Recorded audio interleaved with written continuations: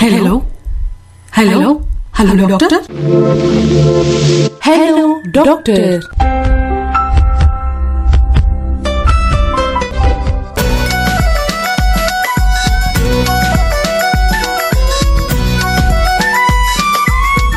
நம்மளுடைய ஹலோ டாக்டர்ல யார் நம்ம கூட இணைஞ்சிருக்காங்கன்னா தொண்டை ஆரோக்கியம் குறித்து பல்வேறு விஷயங்கள் பேசுறதுக்காக ENT specialist doctor S Kingston அவர்கள் நம்ம கூட இருக்காங்க.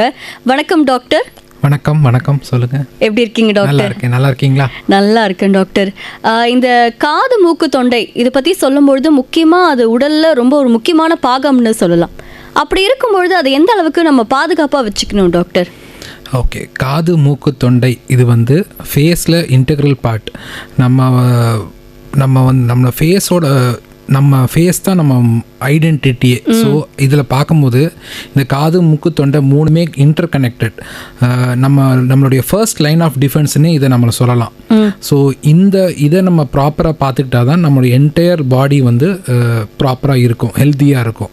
ஸோ உடம்புல இருக்கிற பல டிசீசஸ்க்கு அறிகுறிகள், ஆரம்பக்கட்ட அறிகுறிகளை இந்த 3 சிஸ்டம்ஸ்லேருந்து நம்ம கண்டுபிடிச்சிடலாம். Okay doctor. நேர்களே, நம்ம கூட இஎன்டி ஸ்பெஷலிஸ்ட் டாக்டர் கிங்ஸ்டன் அவர்கள் இருக்காங்க. நீங்களும் உங்களுடைய சந்தேகங்களை தாராளமாக டாக்டர் கிட்ட கேட்கலாம். 29860038 அல்லது 2952055554 இந்த நம்பர் கால் பண்ணுங்க. வெளியூர்ல இருந்து கால் பண்றீங்கன்னா மறக்காம 044 சேர்த்துக்கோங்க. ஓகேவா டாக்டர்? நேர் இருக்காங்க. வணக்கம், யார் இங்க இருந்து? வணக்கம். வணக்கம், கொல்லேரி ஜெகண்டையிலிருந்து கலீல் அஹமத் பேசுறேன். கலீல் அஹமத் டாக்டர் இருக்காங்க, பேசுங்க. வணக்கம், சொல்லுங்க. வணக்கம் டாக்டர். ஃபர்ஸ்ட் வணக்கம். எனக்கு உங்க இன்ஸ்டாகிராம் பேஜ் எல்லாம் நான் ஃபாலோ பண்ணுவேன். ஒரு மெசேஜ் ஒன்று சொல்லியிருக்கீங்க, அது மாதிரி செய்யக்கூடாதுன்னு சொல்லியிருக்கீங்க. இந்த சிங்கர்ஸ் அவங்கள அது எதால அது செய்யக்கூடாது சொல்லியிருக்கீங்க? நீங்க சொல்றதுக்கு பேர் வந்து ஃப்ரீக்வெண்ட் த்ரோட் கிளியரிங் சொல்லுவாங்க. பேசுறதுக்கு முன்னாடி அடிக்கடி த்ரோட்ல ஏதாவது கிளியர் பண்ணிக்கிட்டே இருந்தோம்னா அது வந்து it causes vocal card strain. நம்ம தொண்டையில வந்து வாய்ஸ் பாக்ஸில் வந்து 2 வோக்கல் கார்ட்ஸ் இருக்கு. அதை நீங்க பண்றதால பயங்கரமா ஸ்ட்ரெயின் ஆகும்.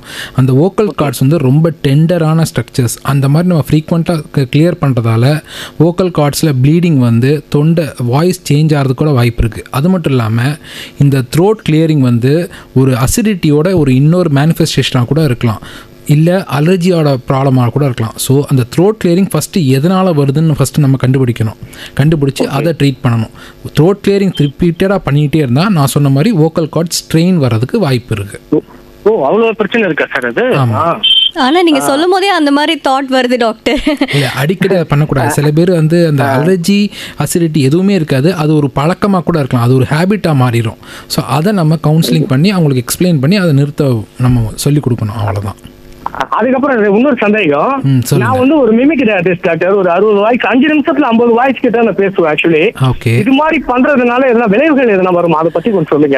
அது உங்க ப்ரொஃபஷனல் அப்படின்றதுனால, அதாவது ப்ரொஃபஷனல் வாய்ஸ் யூசர்ஸ்க்கு தான் நான் இந்த காமனா சொல்றது.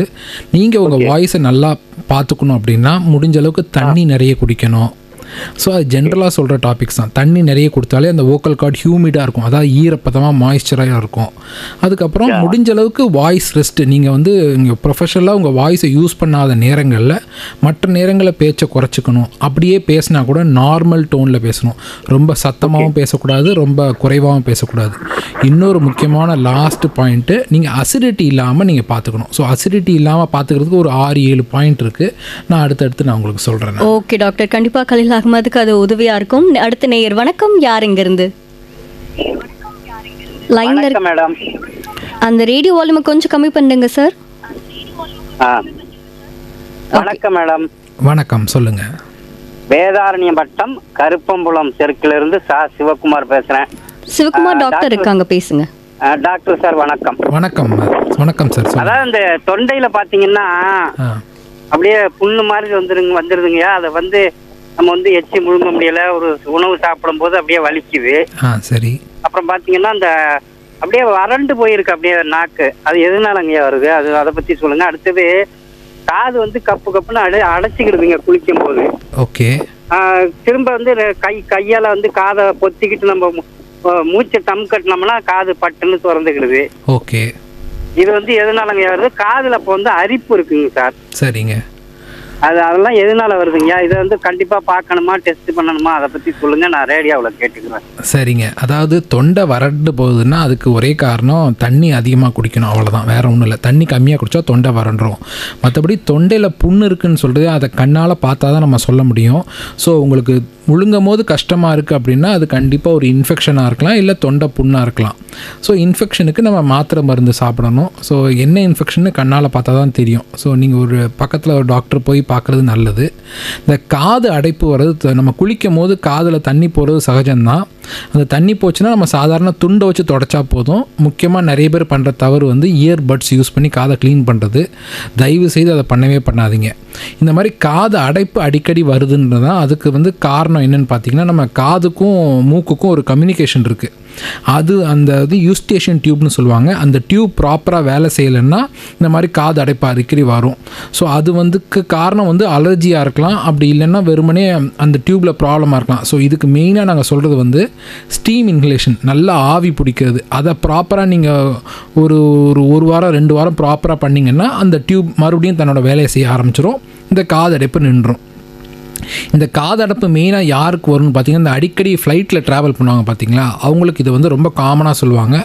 அவங்களுக்கு நாங்கள் சொல்கிற அட்வைஸும் அதுதான். நீங்கள் ஃப்ளைட்டில் போகிறதுக்கு முன்னாடி கொஞ்சம் நல்லா ஆவி பிடிச்சிட்டு போனீங்கன்னா அந்த யூஸ்டேஷன் டியூப் ப்ராப்பராக வேலை செய்ய ஆரம்பிச்சிடும், உங்களுக்கு ஈஸியாக இருக்கும் அப்படின்றது தான். Okay doctor, thank you. அடுத்த நேர் இருக்காங்க. வணக்கம், யார் இருந்து? வணக்கம் சுமதிரி. வணக்கம் சார், உங்கள் பேர் சொல்லுங்கள். வேலூர்லேருந்து சுவாமிநாதன் பேசுகிறேன். சுவாமிநாதன் டாக்டர் இருக்காங்க, பேசுங்க. ஐயா வணக்கம். ஐயா வணக்கம், சொல்லுங்கள். எனக்கு குரல் வந்து ஒரு 2-3 நாளாக வந்து அது கொஞ்சம் தொண்டை வலி மாதிரி ஆயிடுச்சு.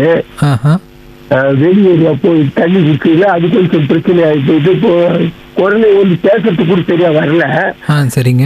எதனால அந்த மாதிரி வருது?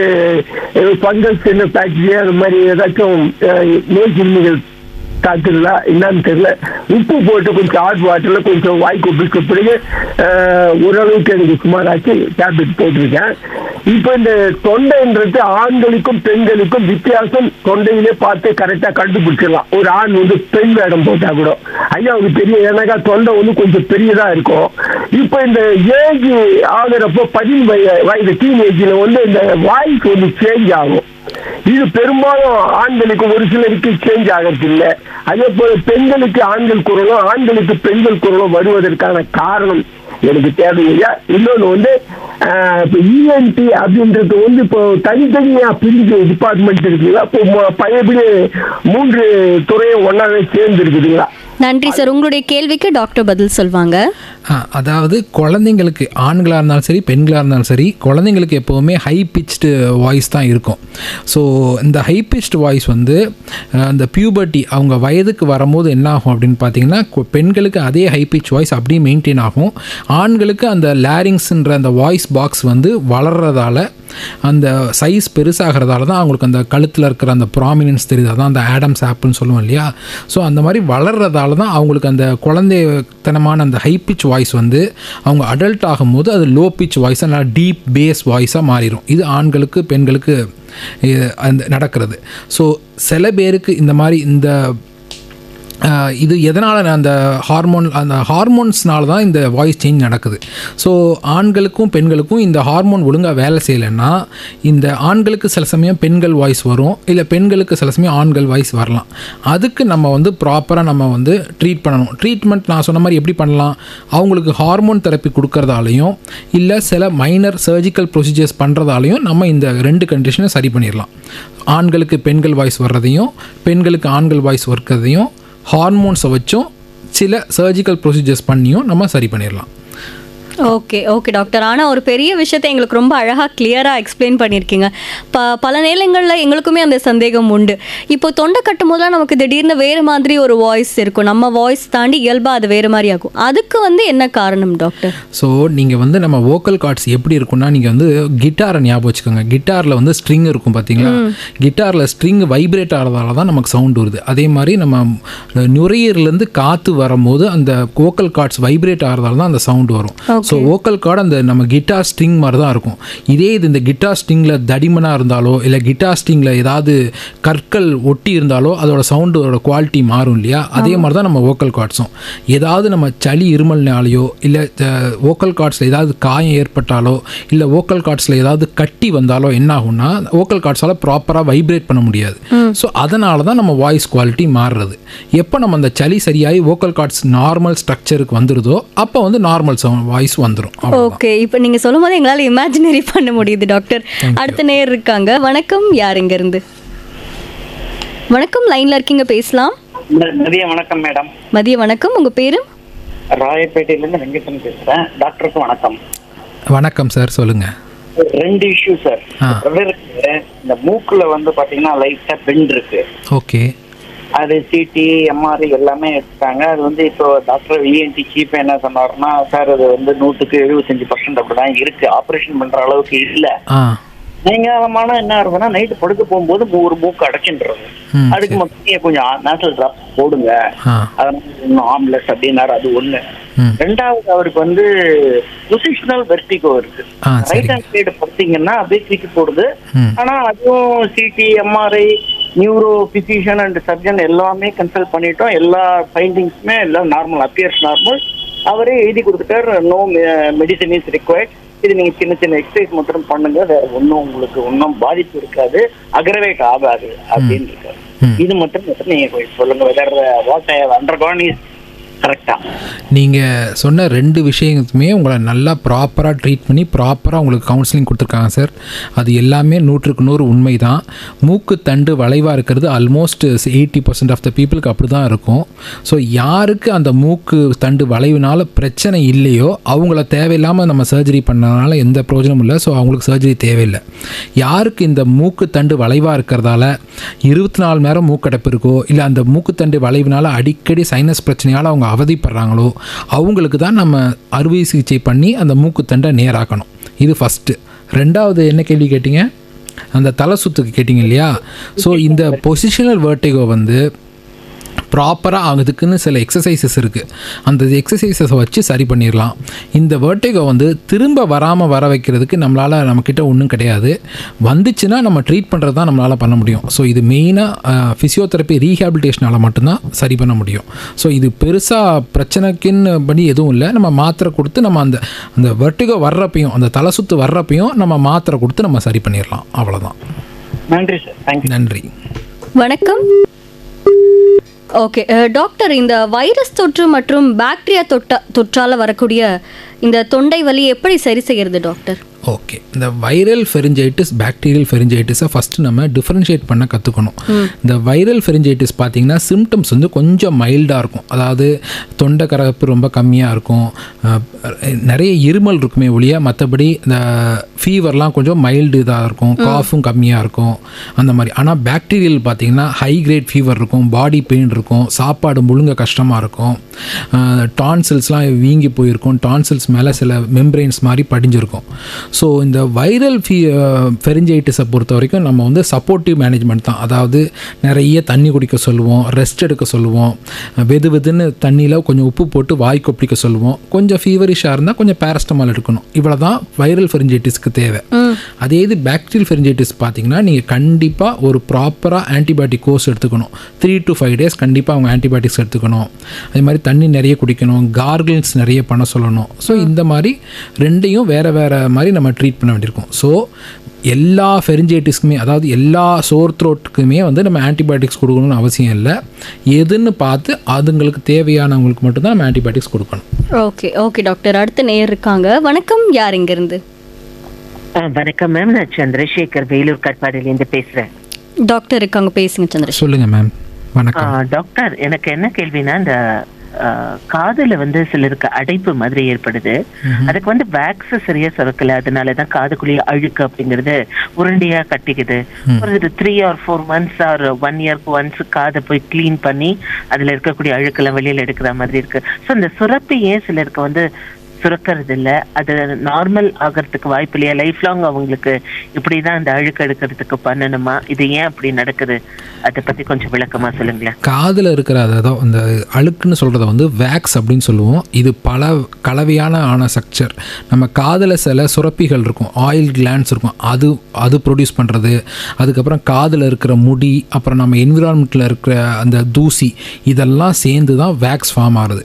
இந்த வேக்ஸ் ஃபார்ம் ஆகிறது வந்து நம்ம காதுகளை க்ளீன் பண்ணணும்னு எந்த அவசியம் கிடையாது. ஏன்னா நம்ம 2 காதுகளுக்குமே ஆட்டோ க்ளீனிங் மெக்கானிசம் இருக்குது. நம்ம ஃபார்ம் ஆகிற வேக்ஸ் நம்ம க்ளீன் பண்ணுறோமோ இல்லையோ, நம்ம தூங்குறப்போ, பேசுகிறப்போ, குளிக்கிறப்போ அந்த வேக்ஸ் கொஞ்சம் கொஞ்சமாக வெளியே வந்து விழுந்துட்டு தான் இருக்கும். புது வேக்ஸ் உள்ளே ஃபார்ம் ஆகிட்டு தான் இருக்கும். So most of the people என்ன பண்ணுவாங்கன்னா, இந்த மாதிரி நான் க்ளீன் பண்ணுறேன்னு சொல்லி அக்ரெசிவாக குச்சியை போட்டு, ஹேர் பின்னை போட்டு, இல்லை இயர்பட்ஸை போட்டு க்ளீன் பண்ணுறன்ற பேரில் ஃபார்ம் ஆகிற வேக்ஸ், வெளியே இருக்க வேக்ஸை நல்லா உள்ளே தள்ளி விட்டுருவாங்க. இந்த மாதிரியான நபர்களுக்கு மட்டும்தான் வேக்ஸ் அக்யூமுலேட் ஆகி எக்கச்சக்கமாக ஃபார்ம் ஆகும். மற்றபடி மோஸ்ட் ஆஃப் த டைம் நம்ம வேக்ஸ் ஃபார்ம் ஆகிறதும் நமக்கு தெரியாது, வெளியே வரதும் நமக்கு தெரியாது. வெகு சில நேரங்களில் நம்ம இந்த மாதிரி அருவிலையோ ஆற்றுலையோ குளிக்கிறப்போ என்ன ஆகும், ஸ்விம்மிங் பூல் போகிறப்போ நிறைய தண்ணி உள்ளே போய் அந்த வேக்ஸ் சில பேருக்கு பால் மாதிரி ஃபார்ம் ஆகி காதை அடைச்சிரும். அந்த மாதிரியான பேஷண்ட்ஸுக்கு தான் நம்ம வந்து காதை வேக்ஸை வந்து நம்ம க்ளீன் பண்ணணுன்ற அவசியம் ஏற்படும். அப்போ ஒரு டாக்டர்கிட்ட போய் க்ளீன் பண்ணிக்கலாம். மற்றபடி மோஸ்ட் ஆஃப் த டைம் நிறைய பேருக்கு வேக்ஸை க்ளீன் பண்ணணும் அப்படின்ற எந்த அவசியமும் கிடையாது. டாக்டர், ஒரு சின்ன சந்தேகம். இப்போ நம்ம குளிக்கும் போது காதுக்குள்ள தண்ணீர் அப்படிங்கிறது போயிடுதுன்னா, சில பேர் தண்ணியை வெளியில் எடுக்கிறேன்னு இன்னும் கொஞ்சம் தண்ணியை ஊற்றி திருப்பி வெளியில் எடுப்பாங்க. அது தவறா? இல்லைன்னா எப்படி டாக்டர் உள்ளுக்குள்ள போன தண்ணீர் வெளியில வர்றதுக்கு நம்ம எப்படி ட்ரை பண்ணலாம்? அதை பத்தி கொஞ்சம் டிப் கொடுங்களேன். காதுக்குள்ள தண்ணி போச்சுன்னா நீங்க எடுக்க விரும்புறீங்களோ விரும்பலையோ, காதுக்குள்ள இருக்க தண்ணி தானா வெளியே வந்துடும். அப்படியே உங்களுக்கு இரிட்டேட் ஆச்சுன்னா நீங்க வெறும் சாதாரண துண்டை வச்சு நீங்க தொடச்சா போதும். அப்படி இல்லைன்னா உங்க காதுகளை மேலும் கீழே ஆட்டி தலையை சாய்ச்சிங்கன்னா போதும், உள்ள இருக்க தண்ணி வெளியே வந்துடும். நிறைய பேர் காதுக்குள்ளே தண்ணி போச்சு அதை எடுக்கிறதுக்காக இயர்பட்ஸ் யூஸ் பண்ணுவாங்க. பட் அது ரொம்ப தவறு. இயர்பட்ஸ் யூஸ் பண்ணுறது வந்து அவங்களுக்கு ஒரு அடிக்ஷன் மாதிரி ஆயிரும். ஏன்னா இயர்பட்ஸில் எப்படி நம்ம ஒரு அரிப்பு எடுத்து சொரியும் போது அந்த சுகமாக இருக்குமோ, அதே மாதிரி இயர்பட்ஸ் யூஸ் பண்ண பழகி அவங்க சுகம் கண்டுருவாங்க. அதுலேருந்து அவங்க வெளியே வர்றது ரொம்ப கஷ்டம். அது அவங்க ஒரு காரணமாக தான் சொல்கிறாங்களே ஒழிய இயர்பட்ஸ் காதுகளை ட்ரை பண்ண தேவையே இல்லை, அவசியம் இல்லை. ரொம்ப தெளிவான ஒரு விளக்கம் கொடுத்தீங்க டாக்டர், ரொம்ப நன்றி. Thank you doctor. அடுத்த நேரம் இருக்காங்க. வணக்கம், யார் எங்க இருந்து? இருவருக்கும் வணக்கம் மேடம். வணக்கம் சார், உங்க பேர் சொல்லுங்க. டாக்டர் அவர்களுக்கு அடையாளமேட்டில இருந்து ஆசீர்வாதம் ராஜேஸ்வரி பேசுறேன் மேடம். ஆசீர்வாதம் டாக்டர் இருக்காங்க, பேசுங்க. வணக்கம், சொல்லுங்க சார். வணக்கம் சார். வணக்கம், சொல்லுங்க சார். குளிச்சா காதுல தண்ணி ஏறிமா சார்? குப்புன்னு அடிச்சுக்குது குளிச்சாக்கா, தலை குளிச்சாக்கா. தலை குளிச்சா என்ன ஆகுது? காதுக்குள்ள தண்ணி ஏறிக்குது அப்படின்னு சொல்றேன். அது ஒண்ணும் இல்ல சார், வெறுமனையே துண்டை வச்சு தொடச்சா போதும் சார். காதுல நீங்க எதுவும் செய்ய வேணாம். நல்லா மூச்சு விட்டு குளிச்சு வந்து நல்லா மூக்க மூடினு மூச்சு விட்டாக்கா குப்புன்னு ஓப்பன் ஆயிடுது சார். அதுக்கான காரணம் வந்து உங்க காது ஜவ்வு உள்ளே இழுத்து இருக்கலாம் சார். நீங்க வந்து ஒரு வாரத்துக்கு ப்ராப்பரா ஆவி பிடிங்க சார். ஆவி பிடிக்கும் போது ஸ்டீம் இன்ஹலேஷன் சொல்லுவாங்க இல்லையா, மூக்கு வழியா ஆவியை உள்ள விட்டு வாய் வழியா வெளியே விடுங்க. இது ஒரு பிரீத்திங் எக்ஸசைஸ் மாதிரி பண்ணீங்கன்னா உங்க காது ஜவ்வு வந்து நார்மல் பொசிஷனுக்கு வந்துடும். இந்த பிரீத்திங் எக்ஸசைஸை காலை தொடக்கூடாதா சார்? என்னங்க, காதுல துணி போட்டு பஞ்சு ஒண்ணு இருக்கு. இல்ல அப்படி பண்ணவே கூடாது. காதுகளை நம்ம உடம்ப துடைக்கிற துண்டை வச்சு காதுகளை ட்ரை பண்ணா போதும், வேற எதுவும் செய்யக்கூடாது. சரிங்களா? சரி சார். சார், நான் நண்பர் ஒருத்தர் 4 வாட்டி 5 வாட்டி பேசினாதான் காது கேட்குது சார். அவருக்கு என்ன மிஷின் எதனா வாங்கி வைக்கலாமா? அவருக்கு வயது என்ன இருக்கும்? 60 வயசு இருக்கு சார். முதல்ல அவரை வந்து ஆடியோமெட்ரி டெஸ்ட் பண்ணும். முதல்ல ஒரு இஎன்டி டாக்டரை பார்க்க சொல்லுங்கள்.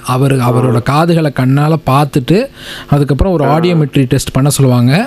அதில் அவருக்கு வயது முதிர்ச்சியால், நரம்பு தளர்ச்சியால் அவருக்கு காது கேட்கல அப்படின்னா அவங்களுக்கு மெஷின் போட்டால் அவருக்கு ஹெல்ப்ஃபுல்லாக இருக்கும். சார், பக்கத்துலயே செக்யூரிட்டி வேலை செய்யறாரு சார். அவரு 4 வாட்டி 3 வாட்டி தட்டி இல்ல அதுதான் சொல்றேன். நீங்க யாரா இருந்தாலும் இதான் ட்ரீட்மெண்ட். மிஷின் ஏதாவது வைக்கணுமா சார் வாங்கி? இல்ல, அதுக்கு தான் சொன்னாங்க ஆசீர்வாதம், நீங்க இஎன்டி டாக்டர் செக் பண்ணிட்டு அதுக்கப்புறமா அடுத்த ப்ரொசீஜர் போலான்னு. நன்றி. Thanks madam. ஓகே டாக்டர், இது காமனா எல்லாருக்குமே இருக்கிற ஒரு கேள்விதான். இந்த ஐஸ்கிரீம் சாப்பிட்டா, ஜூஸ் குடிச்சா, இதெல்லாம் சாப்பிட்றதுனால தொண்டை பாதிக்கப்படுமா? ஐஸ்கிரீம் கூல்ட்ரிங்க்ஸ்னால் வந்து இன்ஃபெக்ஷன் மெயினாக வராது. அந்த ஐஸ்கிரீம் கூல்ட்ரிங்க்ஸ் அந்த டெம்பரேச்சர் வந்து என்ன ஆகும் அப்படின்னா நம்ம தொண்டையில் இருக்கிற அந்த மெல்லிஸான அந்த மியூக்கஸ் மெம்பரனை ட்ரை பண்ணி விட்டுரும். அது மட்டும் இல்லாமல் அந்த கோல்டு டெம்பரேச்சரால் அந்த நம்ம கழுத்தில் அந்த தொண்டையில் இருக்கிற மசில்ஸ்லாம் கண்ட்ராக்ட் ஆகிறதால நம்ம இம்யூனிட்டி கொஞ்சம் டவுன் ஆயிடுது. ஸோ அந்த சமயத்தில் ஆப்பர்ச்சுனிட்டிஸ்ட் இன்ஃபெக்ஷன்ஸ்னு சொல்லுவோம். அதாவது அந்த சமயத்தில் அந்த வைரஸ் பாக்டீரியாலாம் ஆக்டிவேட் ஆகி அதனால தான் இன்ஃபெக்ஷன் வருமே ஒழிய ஐஸ்கிரீம் கூல்ட்ரிங்க்ஸால் இன்ஃபெக்ஷன் வராது. Okay okay doctor. வணக்கம், யார் இங்கிருந்து? வணக்கம் மேடம். வணக்கம் சார், டாக்டர் இருக்காங்க, பேசுங்க. உங்க பேர் சொல்லுங்க. Doctor Kumar madam. டாக்டர் வணக்கம் டாக்டர். வணக்கம் சார், சொல்லுங்கள். இப்போ வந்து பார்த்தீங்கன்னா செல்போன் வச்சுட்டு 2 காதில் 2 சொல்லிட்டு பாட்டு கேட்குறாங்க சார். அது ஒன்று. அதே மாதிரி வந்து பார்த்தீங்கன்னாக்கா இப்போ வந்து தலை குளிக்கும் போது இந்த எண்ணெய் காய்ச்சி காதில் ஒரு ஊற்றிக்கிட்டு இது பண்ணிட்டு எண்ணெய் தேய்ச்சிட்டு குளிப்பாங்க. அது வந்து செய்யலாமா? அதே போல் வந்து பார்த்தீங்கன்னாக்கா இப்போ வந்து சவுண்டு அதிகமாக இருக்கிற இடத்துல வேலை செய்கிறவங்க என்னன்னாக்கா இந்த பட்டையிலலாம் வேலை பார்க்குறாங்க பார்த்தீங்களா, அது வந்து சவுண்டெல்லாம் அதிகமாக இருக்கும். அவங்களுக்கு என்ன இது பண்ணலாம் அந்த காதுக்கு, அதெல்லாம் கொஞ்சம் சொல்லுங்க. அதாவது காதில் பாட்டு கேட்குறது இப்போ ரொம்ப சகஜமாயிருச்சு. ஸோ நம்ம பாட்டு கேட்குறப்ப நம்ம ஒரு சின்ன ரூல் ஃபாலோ பண்ணணும். அது என்னென்னா 60% வால்யூம்க்கு மேலே ஃபோனில் வால்யூம் வச்சு கேட்கக்கூடாது. அது ஒன்று. ரெண்டாவது பார்த்திங்கன்னா கண்டினியூஸாக ஒரு 30 மினிட்ஸ்க்கு மேலே பாட்டு கேட்கக்கூடாது. அப்படி 30 மினிட்ஸ்க்கு மேலே பாட்டு கேட்டிங்கன்னா அதுக்கப்புறம் ஒரு 1/4 மணி நேரம் இல்லை 10 நிமிஷம் கேப் விட்டுட்டு அதுக்கப்புறம் பாட்டு கேட்க ஆரம்பிக்கலாம். ஸோ அந்த மாதிரி பண்ணலாம். ப்ளஸ் நல்ல குவாலிட்டியான இயர்ஃபோன்ஸ் வாங்கி யூஸ் பண்ணுறது நல்லது. அப்புறம் இந்த மாதிரி காதில் இந்த எண்ணெய் ஊற்றுறதே தப்பு, இதை சூடு பண்ணி வேறு ஊற்றுறது அதை விட பெரிய தப்பு. இதனால் பண்ணுறதால காது செவிடாக போகிறதுக்கு தான் வாய்ப்பு இருக்குது. தயவு செஞ்சு யாரும் இந்த மாதிரி ட்ரை பண்ணாதீங்க. இது பண்ணவே கூடாது. உங்கள் காதில் அழுக்கு இருக்குது நீங்கள் ஃபீல் பண்ணிங்கன்னா ஒரு டாக்டரை போய் பாருங்கள், இஎன்டி டாக்டரை போய் பாருங்கள். அவர் காதை க்ளீன் பண்ணார். இப்போ எனக்கே காதில் ஏதாவது பிரச்சனைனா நான் என் காதை க்ளீன் பண்ண மாட்டேன். என்னோடய ஃப்ரெண்டு இன்னொரு இஎன்டி டாக்டர்கிட்ட போய் தான் என் காதை க்ளீன் பண்ணுவேன். மூணாவது என்ன கேட்டீங்க? அவர் கட் பண்ணிட்டாரு. பட் அவருடைய சந்தேகங்களுக்கு நீங்க பதில் சொல்லிட்டீங்கன்னு நினைக்கிறேன் டாக்டர். ஓகே, அடுத்த நேர் இருக்காங்க. வணக்கம், யார் இங்க இருந்து? ஓகே டாக்டர், புகைப்பிடிக்கிறது, மதுபானம் குடிக்கிறது, இதனால வந்து தொண்டை பாதிப்பு ஏற்படுமா doctor?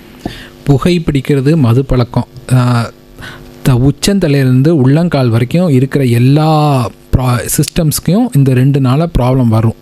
So smoking and alcohol ஒரு சிறிது அளவு கூட நம்ம வந்து நல்லது கிடையாது. எஸ்பெஷலி இதனால் அஃபெக்ட் ஆகிற ஃபஸ்ட்டு சிஸ்டம் என்னென்னு பார்த்திங்கன்னா இஎன்டி தான். இதுக்கப்புறம் இஎன்டியை தாண்டி தான் லங்ஸ் அஃபெக்ட் ஆகும், வயிற்றில் இருக்கிற லிவர் இதெல்லாம் அஃபெக்ட் ஆகும். So smoking and alcohol both are injurious to health, especially to ENT health. Okay okay doctor, அடுத்த நேர் இருக்காங்க. வணக்கம், யார் இங்க இருந்து? அந்த ரேடியோ வால்யூமை கொஞ்சம் கம்மி பண்ண முடியுமா? வணக்கம் மேடம். வணக்கம் சார், டாக்டர் இருக்காங்க, பேசுங்க.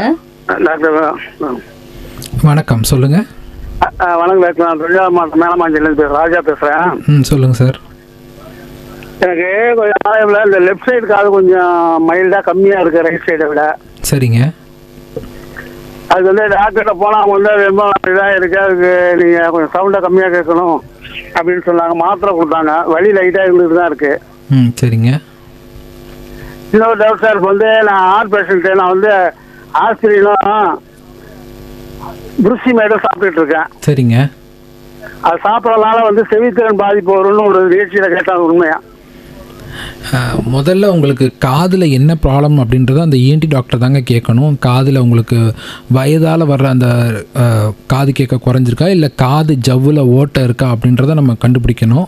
ஸோ ரெண்டுக்குமே வேறு வேறு ட்ரீட்மெண்ட் இருக்குது. காதில் ஓட்டை இருந்தாலும் காது கேட்கும் திறன் குறையும், அதை நம்ம அறுவை சிகிச்சை தான் பண்ணணும். அதே இது நரம்பில் பிரச்சனை இருந்துச்சுன்னா அந்த மாதிரியானவங்களுக்கு நம்ம மெஷின் கொடுத்து நம்ம காது கேட்கும் திறனை நம்ம மீட்க முடியும். ஸோ என்ன ப்ராப்ளம் நீங்கள் சரியாக சொன்னால் தான் அதுக்கான ட்ரீட்மெண்ட் கொடுக்க முடியும். மற்றபடி ஆஸ்பிரின் மாத்திரை சாப்பிட்றதாலலாம் காது கேட்காம போகிறது வந்து அப்படிலாம் எதுவும் எனக்கு தெரிஞ்சு எதுவும் இல்லைங்க. சரி சார், நான் ஒரு பேட்டியில் கேட்டேன் தான் சார் கேட்டேன். சரி, இன்னொரு பேஷண்ட் வந்து ஒருத்தர் இந்த சவுண்டு ப்ரொடெக்ஷனை பற்றி கேட்டிருந்தாங்க. இந்த மாதிரி சவுண்டு அதிகமாக யூஸ் பண்ணுற அந்த என்விரான்மெண்ட்டில் இந்த பிரிண்டிங் ப்ரெஸ், கல்குவாரி இந்த மாதிரியான வேலை செய்கிறவங்க வந்து proper year protection year muffs போட்டுக்க வேண்டியது ரொம்ப அவசியம். அந்த மாதிரியான நபர்கள் வந்து பீரியாடிக்கில் அவங்க ஹியரிங்கை வந்து டெஸ்ட் பண்ணிக்கணும். 6 மாதத்துக்கு ஒருரையோ இல்லை வருஷத்துக்கு ஒருரையோ செக் பண்ணிக்கணும். எப்போ அதனால் அந்த நரம்பு டேமேஜ் வருது ஸ்டார்ட் ஆகும் போதே முதலே நம்ம கண்டுபிடிச்சி இம்மீடியட்டாக அந்த ப்ரொஃபஷனை விட்டு அவங்க வேறு வேலை போகிறது நல்லது. ஏன்னா ஒன்ஸ் அது ஸ்டார்ட் ஆயிடுச்சுன்னா அதை நம்ம நிறுத்த முடியாது, கண்ட்ரோல் தான் பண்ண முடியும். ஓகே டாக்டர், இன்னொரு சந்தேகமும் இருக்குது. இப்போது நம்ம தேட்டருக்கு போகிறோம் அப்படின்னா ஒரு குறிப்பிட்ட வயசு கீழே இருக்கக்கூடிய குழந்தைகளுக்கு அந்த சவுண்ட் அது ஓகேவா இல்லை அதை அஃபெக்ட் பண்ணுமா டாக்டர்? அந்த முடிஞ்ச அளவுக்கு நம்ம அந்த மாதிரியான இதுங்களுக்கு வந்து நம்ம இந்த மாதிரி கான்சர்ட்ஸ் இந்த மாதிரி கிரிக்கெட் ஸ்டேடியம் போகிறப்போ வந்து நம்ம முடிஞ்ச அளவுக்கு நம்ம இயர் ப்ரொடெக்ஷன் போட்டுக்கிறது நல்லது. அட்லீஸ்ட் ஒரு இயர் ப்ளக் இயர் மஃப்ஸ் போட்டுக்கிறது நல்லது. ஏன்னா அட்லீஸ்ட் அது ஒரு 50% சவுண்டை நம்மள்ட்ட வந்து ஷீல்ட் பண்ணால் கூட நமக்கு நல்லதான் இல்லையா? கண்டிப்பாக. எந்த வயசுக்குட்பட்டவங்க அங்கே? எப்போவுமே எக்ஸ்ட்ரீம்ஸ் ஆஃப் ஏஜ், அதாவது சின்ன குழந்தைங்களாலும் சரி வயது அதிகம் முதிர்ந்தவங்களாலும் சரி, இந்த 2 எக்ஸ்ட்ரீமில் இருக்கிறவங்க தான் வந்து இதனால் அஃபெக்ட் ஆவாங்க. ஸோ முடிஞ்ச அளவுக்கு அவங்கள பார்த்துக்கிறது. குழந்தைகள்னு பார்த்தா 12 வயசு கீழே இருக்க குழந்தைகள்னு வச்சுக்கலாம். Okay doctor. அடுத்த நேயர் இருக்காங்க. வணக்கம், யார் இங்கேருந்து? வணக்கம், லைனில் இருக்கீங்க, பேசலாம். ஹலோ, வணக்கம்மா, உங்கள் பேர் சொல்லுங்கள். திருவான்மையூர்ல இருந்து. வணக்கம். வணக்கம் டாக்டர். இப்போ எனக்கு 30 years ஆகுது. நான் வந்து ஒரு 10 years-ஆவே இதை நோட்டீஸ் பண்ணியிருக்கேன். அதுக்கு முன்னாடி இருந்ததான்ட்டு எனக்கு தெரியல.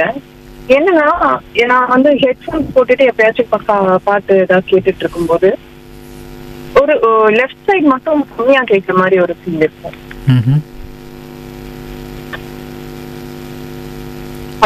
ஹலோ, சொல்லுங்க கேட்டுட்டு இருக்கேன். அதான் லெஃப்ட் சைடு கம்மியா கேக்குது, ரைட் சைடு ஜாஸ்தியா கேக்குது. அந்த ஈக்குவலா கேட்காது ரெண்டு காதுமே. சரி, இது நம்ம உங்கள் காதுகளை எக்ஸாமின் பண்ணி பார்த்தா தான் நம்மளால் சொல்ல முடியும். மோஸ்ட் ஆஃப் த டைம் உங்கள் காதில் வேக்ஸ் தான் இருக்கும். அந்த வேக்ஸை நம்ம கிளியர் பண்ணிட்டோம் அப்படின்னா ஈக்குவலாக கேட்க ஆரம்பிச்சிடும். ஸோ ஃபஸ்ட்டு உங்கள் காதுகளை எக்ஸாமின் பண்ணணும். அப்படி வேக்ஸும் இல்லை, எல்லாம் நார்மலாக இருக்குது அப்படின்னா ஒரு ஆடியோமெட்ரி டெஸ்ட் பண்ணி பார்க்கணும். அதில் தான் நமக்கு ஐடியா கிடைக்கும் என்ன ப்ராப்ளம் அப்படின்றது. Okay, thank you ma'am. வணக்கம் ரெயின்போ, யார் இருந்து? ஹலோ, வணக்கம், உங்க பேர் சொல்லுங்க. வணக்கம், ஆவடியிலிருந்து ராணி பேசுறேன். ராணி, டாக்டர் இருக்காங்க, பேசுங்க. வணக்கம் டாக்டர். வணக்கம் மேடம், சொல்லுங்க.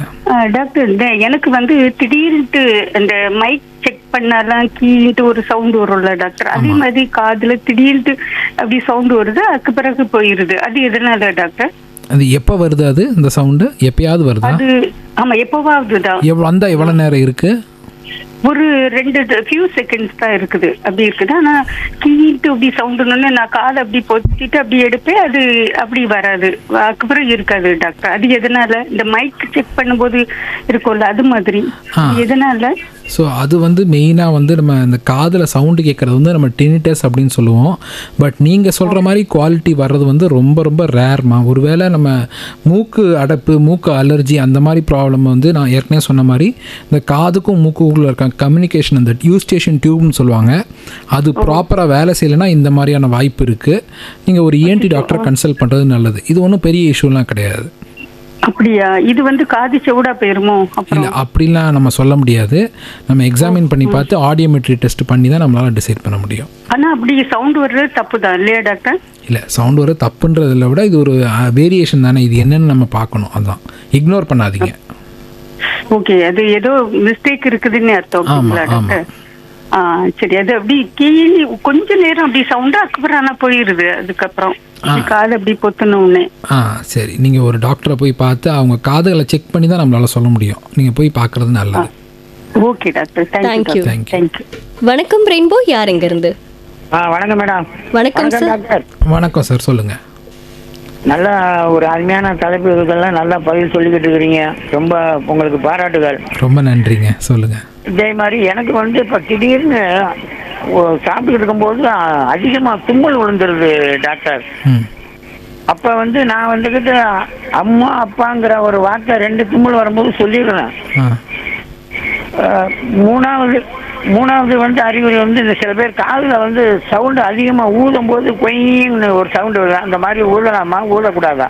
தப்பா? எதோ ஊதலான்னு சொல்கிறீங்க, எனக்கு புரியல. இப்போ 3வது தும்பல் வரும்போது உங்களுக்கு யாராவது அந்த மாதிரி ஊதுனா சரியாகுதா, இல்லை அந்த மாதிரி ஊதுறாங்களா? இல்ல என் காதுல பசங்க கூட விளையாடும் போது சில பேர் பசங்க கொய்யின்னு சவுண்டு கொடுக்க காதையே மூடிக்கிட்டு ஒண்ணு சவுண்டே வரலன்றாங்க. இதனால உங்களுக்கு தும்பல் வருதுன்னு சொல்றீங்களா? எனக்கு வந்து திடீர்னு தும்முல வந்தா அந்த மாதிரி அம்மா அப்பான்னு சொல்ற வார்த்தை வந்துடுது மேடம்.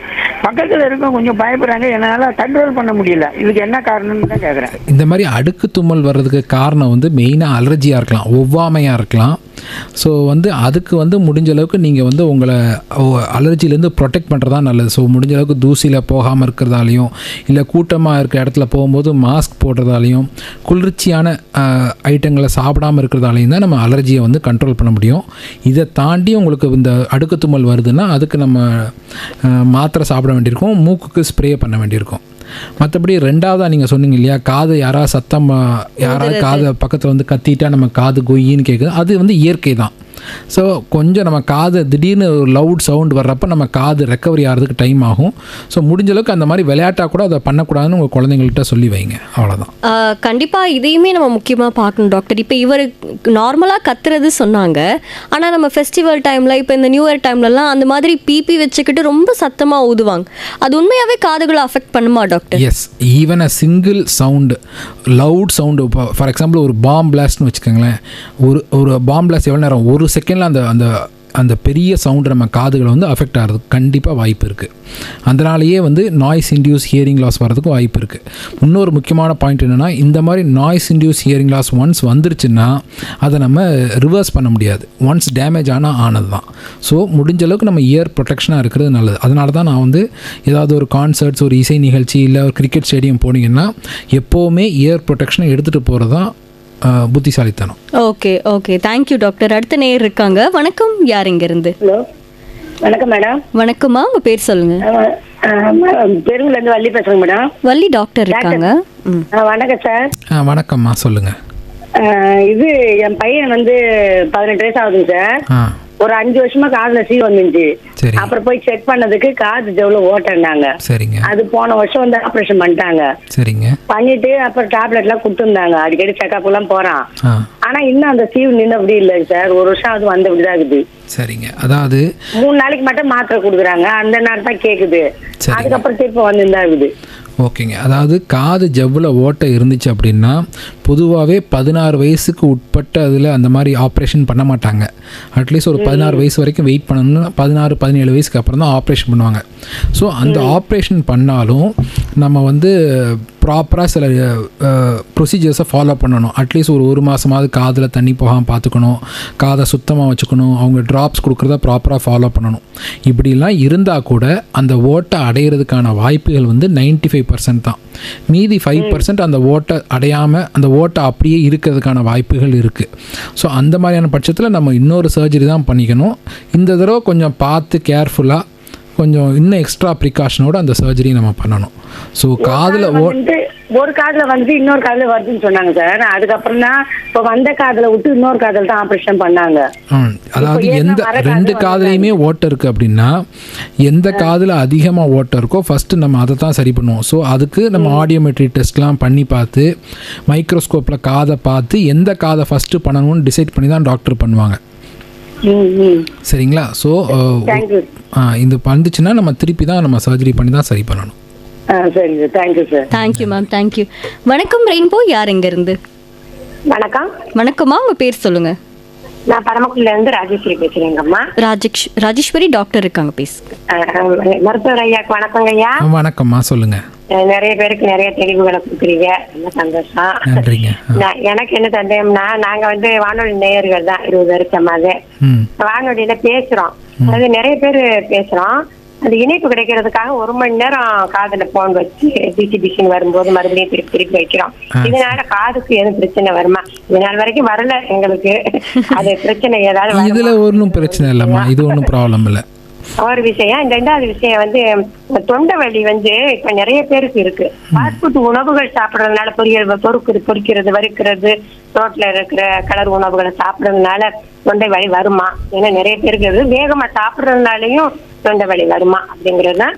அப்புறம் இந்த தொண்டை வலிக்கு வந்து நாங்க எப்பாவது ஏதாவது தொண்டை கொஞ்சம் வலிச்சுச்சுன்னா எலுமிச்சம்பழத்துல தேன் கலந்து அப்படியே நாக்கள் அப்படியே எடுத்து கையில எடுத்து சாப்பிடுவோம், உடனே போயிருது. அதுலயும் என்ன மருத்துவம் இருக்கு அப்படிங்கறது நீங்க சொல்லணும். அளவில் கேட்கிறேன். இந்த ஃபாஸ்ட் ஃபுட் சாப்பிட்றதாலையும் வெளியில் இருக்க இந்த சாஃப்ட் ட்ரிங்க் சாப்பிட்றதாலையும் என்ன ஆகும் அப்படின்னா நம்ம அசிடிட்டி இன்க்ரீஸ் ஆகுது. ஸோ அந்த அசிடிட்டினால் என்ன ஆகும்னா நிறைய பேர் என்ன நினச்சிட்ருக்காங்கன்னா அசிடிட்டி அப்படின்னா இந்த வயிறு பூசமாக இருக்கிறது, இல்லை சாப்பிட்டது எடுத்துகிட்டு வர்றது, இல்லை புளிச்சேப்ப வருது அப்படின்னு நினைப்பாங்க. அசிடிட்டி அது மட்டும் காஸ் பண்ணாது, தொண்டை வரைக்கும், ஏன் சில பேருக்கு காதுகள் வரைக்கும் கூட இந்த அசிடிட்டியால் ப்ராப்ளம் வரலாம். க்ரானிக்காக இந்த மாதிரி அசிடிட்டி இருக்கிறவங்களுக்கு வந்து லெரிங்கோஃபெரிங்கல் ரிஃப்ளெக்ஸ் வரதுக்கும் வாய்ப்பு இருக்குது. அதாவது தொண்டையில் ஏதோ இருக்கிற மாதிரியே இருக்க ஒரு ஃபீலிங் இருக்கும், ஒரு லம்ப் இருக்கும், காலையில் எழுந்திரிச்சோன்னே இருமல் வரும், தொண்டை எரிச்சல் இருக்கும். ஸோ இதனாலே தான் நம்ம வந்து அசிடிட்டி வராமல் இருக்கிறது ரொம்ப நல்லது. வயிற்றுக்கு மட்டும் கிடையாது, தொண்டைக்கும். ஸோ இந்த மாதிரி நீங்கள் சொல்கிற அந்த ஃபாஸ்ட் ஃபுட்ஸு சோடாலாம் குடிக்கிறதால தொண்டை பிரச்சனை வர்றதுக்கு வாய்ப்பு இருக்குது. அவ்வளோதான். ஓகே டாக்டர், எனக்கு ஒரு சந்தேகம் இருக்குது. இது நானே ஓனாக எக்ஸ்பீரியன்ஸ் பண்ணியிருக்கேன். சாப்பிட்டு ரொம்ப நேரம் ஆனதுக்கப்புறமா, ஒரு 2-3 hours ஆனதுக்கப்புறமா திடீர்னு ஒரு எரிச்சல் காதுக்கு ஏறின மாதிரி இருக்கும். 2 காதுமே பயங்கரமாக எரிய ஆரம்பிக்கும். அது தண்ணி குடிச்சு தான் அதை வந்து சரி பண்ண வேண்டியதாக இருக்குது. ஏன் அந்த மாதிரி ஆகுது டாக்டர்? ஸோ இது வந்து அந்த காரம், எண்ணெய், உப்பு அதிகமாக இருக்கிற உணவுகள் எடுத்துக்கிறதாலையும் இல்லை ஃபேட் ரிச் டயட் எடுத்துக்கிறதாலையும் இந்த மாதிரி எடுத்துக்கிறதுக்கு வாய்ப்பு இருக்குது. ஸோ நம்ம ஃபுட் பைப்புக்கும் ஸ்டமக்குக்கும் நடுவில் ஒரு ஸ்பிங்டர் இருக்கும். அதாவது ஒரு ஃபுட் பைப்புக்கும் ஸ்டமக்குக்கும் நடுவில் ஒரு ஜங்ஷன் இருக்கும். அந்த ஜங்ஷன் எப்போவுமே மூடி தான் இருக்கும். இப்போ நீங்கள் அந்த நிறைய காரம் சாப்பிட்றதால, நிறைய ஃபேட் ரிச் டயட் சாப்பிட்றதால, நிறைய டீ காஃபி குடிக்கிறதால என்னென்னா இந்த ஜங்ஷன் ப்ராப்பராக வேலை செய்யாமல் திறந்தே வந்துடும். ஸோ என்ன ஆகும்னா நம்ம இந்த மாதிரி நிறைய சாப்பிட்றதால இந்த வயிற்றில் இருக்கிற சாப்பாடு எடுத்துகிட்டு மேலே வர்றதுக்கான வாய்ப்பு இருக்குது. இதைத்தான் வந்து நம்ம ரீகஜிடேஷன் அப்படின்னு சொல்லுவோம். ஸோ இது வந்து ஒரு தடவை நடந்துடாது. இந்த க்ரானிக்காக இந்த மாதிரி லைஃப் ஸ்டைல் ப்ராப்பராக மெயின்டைன் பண்ணாமல் இந்த மாதிரி நிறைய டீ காஃபி குடிச்சு இந்த மாதிரி சாப்பிட்டுட்டு இருக்கவங்களுக்கு தான் இது காமனாக வரும். ஸோ நம்ம இதை மாற்றிக்கிறதுக்கு அட்லீஸ்ட் ஒரு 6 to 8 weeks ப்ராப்பராக ட்ரீட்மெண்ட் எடுத்துக்கிட்டால் தான் இதை சரி பண்ண முடியும். ஓகே, ஆனால் எனக்கு டீ காஃபி குடிக்கிற பழக்கமே இல்லை டாக்டர். இல்லை, அப்போ வேறு ஏதாவது உங்களுக்கு நான் சொன்ன மாதிரி இந்த மாதிரி காரம் சாப்பிட்றதாலையும் சோடா ஃப்ரைட் ஐட்டம் சாப்பிட்றதால இருக்கலாம், இல்லை சாப்பிட்டோன்னே படுக்கிறதா இருக்கலாம். சாப்பிட்டு அட்லீஸ்ட் ஒரு 2 மணி நேரம் நடக்கணும், இல்லை ப்ராப்பராக டெய்லி அட்லீஸ்ட் 1 மணி நேரமாவது எக்ஸசைஸ் பண்ணணும், நிறைய ஃபைபர் ரிச் டயட் சாப்பிடணும், இல்லை அந்த மாதிரி காஃபி டீ குடிக்காமல் இருக்கலாம், பட் இந்த பஜ்ஜி பக்கோடா அந்த மாதிரி ஃப்ரைட் ஐட்டம் சாப்பிடாமல் இருக்கணும். இந்த மாதிரி இருந்துச்சுன்னா போதும். ஓகே, ரொம்ப நேரம் உட்காந்துட்டே இருக்கனால இந்த மாதிரி ஏதாவது இஷ்யூ வருமா? ரொம்ப நேரம் உட்காரதால இந்த ப்ராப்ளம் வர்றதுக்கு வாய்ப்பு இல்லை. ஓகே டாக்டர், அடுத்த நேயர் இருக்காங்க. வணக்கம், யார் இருந்து? வணக்கம், லைன்ல இருக்கீங்க, பேசலாம். தொண்டை வந்து அடிக்கடிக்கு சொல்லுங்க. தொண்டை வந்து அடைக்கிற மாதிரி என்ன காரணம் சார்? அது தொண்டை அடைக்கிற, நீங்கள் என்ன வேலை பார்க்குறீங்க சார்? நான் பிரிண்டிங்கில் இருக்கேன் சார். தொண்டை அடைக்கிறதுக்கான மெயின் காரணம் வந்து தண்ணி நிறைய குடிக்காமல் இருக்கிறது தான் சார். அதான் மெயின் காரணம். தண்ணி ப்ராப்பராக அட்லீஸ்ட் ஒரு நாளைக்கு 3 லிட்டராக தண்ணி குடிக்கணும். ரெண்டாவது காரணம் பார்த்திங்கன்னா ஏதாவது அலர்ஜியாக இருக்கலாம், இல்லை அசிடிட்டி கம்ப்ளைண்ட்டாக இருக்கலாம். ஸோ அலர்ஜின்னா முடிஞ்ச அளவுக்கு நீங்கள் வந்து உங்கள் முகத்தை மாஸ்க் வச்சு மூடிக்கிறதாலையும் நீங்கள் இருக்கிற இடத்த தூசி டஸ்ட் ஃப்ரீயாக வச்சுக்கிறதாலையும் தான் நம்ம ப்ரிவென்ட் பண்ண முடியும். அசிடிட்டியாக இருந்துச்சுன்னா நீங்கள் டைமுக்கு சாப்பிட்றது, காரம் எண்ணெய் உப்பு கொஞ்சம் குறைச்சிக்கிறது, டீ காஃபி அவாய்ட் பண்ணிக்கிறது, சாப்பிட்டோன்னே படுக்காமல் இருக்கிறது, இந்த மாதிரி பேசிக் திங்ஸை ஃபாலோ பண்ணிங்கன்னா அசிடிட்டியை நம்ம கண்ட்ரோல் பண்ணிடலாம். அது சார், அது கோல்டு பிடிச்சிருக்க மாதிரி இருக்குது சார். அதனால வந்து நம்மளுக்கு என்னன்னா வந்து மேல் மூச்சு அதிகமாக வாங்குற மாதிரி ஆகுது சார். அது கோல்டு பிடிச்சதால அந்த மூச்சு வாங்குறது வந்து ரொம்ப ரேருங்க. கோல்டு பிடிச்ச நம்ம நுரையீரலில் ஏதாவது ப்ராப்ளம் இருக்கான்னு உங்களை டெஸ்ட் பண்ணணும். கோல்டு பிடிக்காமல் இருக்கிறதுக்கு முடிஞ்ச அளவுக்கு நம்ம வந்து சாப்பாடையும் நல்ல சுத்தமான சாப்பாடு, சுத்தமான தண்ணீர் இருந்தாலே கோல்டு பிடிக்கிறத நம்ம அவாய்ட் பண்ணிடலாம். ஸோ முடிஞ்ச அளவுக்கு கொஞ்சம் வெதுன்னு தண்ணி குடிக்க பாருங்கள், வீட்டு சாப்பாடை சாப்பிட பாருங்கள். Thank you sir. டாக்டர், குழந்தைங்களுக்கு அடிக்கடி இந்த தொண்டை தொற்று ஏற்படுறதுக்கு என்ன காரணம் டாக்டர்? ஓகே, குழந்தைகளுக்கு வந்து அவங்க வந்து இந்த உலகத்துக்கு புதுசு இல்லையா, அவங்க வந்து அப்போ தான் அவங்க எல்லா கிருமிகளும் அவங்கள அட்டாக் பண்ணும். ஸோ இதனால தான் குழந்தைகளுக்கு வந்து அடிக்கடி டான்சில் பிரச்சனை வர்றதுக்கு வாய்ப்பு இருக்குது. ஸோ வாய்க்குள்ளே பார்த்திங்கன்னா டான்சில் இருக்கும். இது நமக்கு கண்ணால் தெரிகிற டான்சில். அதே மாதிரி மூக்குக்கு பின்னாடியும் டான்சில் இருக்கும். ஸோ குழந்தைகளுக்கு மெயினாக இந்த 2 டான்சிலும் ரொம்ப ஓவராக வேலை செய்யும். அவங்க மூச்சு விடுற காற்றை வந்து அது ஃபில்டர் பண்ணும், அவங்க சாப்பிட்ற சாப்பாட்டிலேருந்து ஃபில்டர் பண்ணும். ஸோ அதனால தான் குழந்தைகளுக்கு முடிஞ்ச அளவுக்கு நம்ம சுத்தமான சாப்பாடு, சுத்தமான தண்ணீராக கொடுக்கணும். ஸோ இந்த மாதிரி அவங்க சாப்பிட்றப்போ இந்த மாதிரி இன்ஃபெக்ஷன் வர்றப்போ அது என்ன பண்ணுன்னா அந்த தொண்டையில் இருக்க டான்சிலே அந்த கிருமிகளை அரெஸ்ட் பண்ணி வச்சிரும். ஸோ அதனால தான் குழந்தைகளுக்கு அடிக்கடி டான்சில் ப்ராப்ளம் வர்றதுக்கு வாய்ப்பு இருக்குது. ஓகே, ஃபஸ்ட்டு நமக்கு தொண்டை வலி வந்துருச்சு அப்படின்னா ஒன்று வீட்டில் இருக்க வைத்திய முறையை ஃபாலோ பண்ணுவோம், இந்த உப்பு தண்ணியில் காகல் பண்ணுறது. இல்லை அப்படின்னா டக்குன்னு மாத்திரை போடுவோம் டாக்டர். இதில் மாத்திரை போடுறது கரெக்டாக இல்லை உப்பு தண்ணியில் நம்ம காகல் பண்ணலாமா? ஃபஸ்ட்டு எடுத்தோன்னே நம்ம கன்சர்வேட்டிவ் மேனேஜ்மெண்ட் தான் ஸ்டார்ட் பண்ணணும். இந்த மாதிரி சுடுதண்ணியில் உப்பு போட்டு கார்கிள் பண்ணுறது அந்த மாதிரி ஸ்டார்ட் பண்ணணும். இப்போ ரெஸ்ட் எடுக்கிறது அந்த மாதிரி ரொம்ப சிரமமாக இருக்குது, பாடி பெயின் இருக்குது, ஃபீவரிஷாக இருக்குது அப்படின்னா 1 டே இல்லை 2 நாள் நம்ம பேரஸ்டமால் மாத்திரை சாப்பிட்டுக்கலாம். அதில் எந்த தவறும் கிடையாது. ஆனால் இந்த சில பேர் என்ன பண்ணுவாங்கன்னா ஓவர் த கவுண்டர் போய் இந்த மாதிரி ஆன்டிபயோட்டிக்ஸே வாங்கி சாப்பிடுவாங்க. எந்த ஒரு ஆன்டிபயோட்டிக், அதாவது கிருமி நாசினியை வந்து டாக்டரோட ப்ரிஸ்கிரிப்ஷன் இல்லாமல் அட்வைஸ் இல்லாமல் வாங்கவே கூடாது. ஸோ அந்த மாதிரி ஆன்டிபயோட்டிக்ஸை சாப்பிட்றது தான் ரொம்ப தவறானது. Okay okay doctor. நேர் இருக்காங்க. வணக்கம், யார் இருந்து? வணக்கம்மா. வணக்கம் சார், டாக்டர் இருக்காங்க, பேசுங்க. வணக்கம் சார், சொல்லுங்கள். சென்னை ஏழுக்கிணறு தேவா பேசுகிறேன். சொல்லுங்கள் சார். வணக்கம். ஏழுக்கிணறு பகுதினா இந்த தங்கசாலைன்னு சொல்லுவாங்க, அங்கிருந்து பேசுறேன். சொல்லுங்க. எனக்கு வந்து அந்த கொஞ்சம் தூரம் நடந்தோம்னா கொஞ்சம் மூச்சு வாங்குற மாதிரி. எனக்கு வந்து 67 சரிங்க. அதனால அது என்ன ப்ராப்ளம்? இன்னும் நடந்தாதான் அந்த மாதிரி ஆகுது. சரிங்க. படிக்கட்டு ஏறினா அந்த மாதிரி ஆகுது. ஓகே. 2 கொஸ்டின். இன்னொரு கொஸ்டின் வந்து ஸ்மோக் பண்றாங்கல்ல, அது எனக்கு பழக்கம் இல்லை. அந்த ஸ்மோக் அந்த புகை உள்ள போச்சுன்னா அது எனக்கு வந்து ஒரு மாதிரியா இருக்கு, அடப்பா இருக்கு, மாறு அடக்கிற மாதிரி. ஓகே. ஒன்று அந்த மூச்சு வாங்குது அப்படின்னு சொல்கிறது வந்து மெயினாக நுரையீரல் சம்மந்தப்பட்ட பிரச்சனை தான் சார். நீங்கள் உங்களுக்கு ரொம்ப சிவியராக இருக்குதுன்னு நினச்சிங்கன்னா நீங்கள் கண்டிப்பாக ஒரு பல்மனாலஜிஸ்ட்டு, நுரையீரல் சம்மந்தப்பட்ட டாக்டரை போய் பார்த்து அவங்க சிடி ஸ்கேன் பண்ணி உங்கள் நுரையீரல் எப்படி இருக்குன்னு பார்த்து அதுக்கான ட்ரீட்மெண்ட் கொடுப்பாங்க. இன்னொன்று சிகரெட் ஸ்மோக்கிங் வந்து சில பேருக்கு அது ரொம்ப ஒத்துக்காது. அது யாருக்குமே நல்லது கிடையாது. ஸ்மோக் பண்ணுறவங்களுக்காக இருந்தாலும் சரி, அவங்கள சுற்றி இருக்கவங்களும் இருந்தாலும் சரி.